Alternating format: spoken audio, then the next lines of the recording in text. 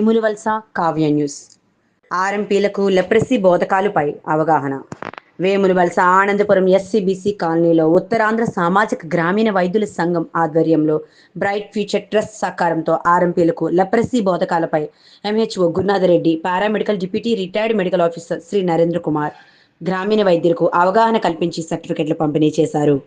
ఈ కార్యక్రమానికి ఉత్తరాంధ్ర గ్రామీణ వైద్యుల అధ్యక్షుడు జంగం జోషి, కార్యదర్శి గద్దె చిరంజీవి పాల్గొన్నారు.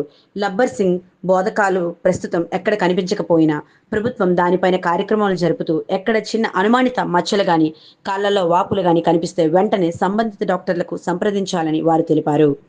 ఈ కార్యక్రమంలో సంఘ గౌరవ అధ్యక్షుడు మమ్ముల తిరుపతిరావు జన్మదిన సందర్భంగా కార్యక్రమం అనంతరం దుస్తాలువాలతో సత్కరించి పలువురు శుభాకాంక్షలు తెలిపారు.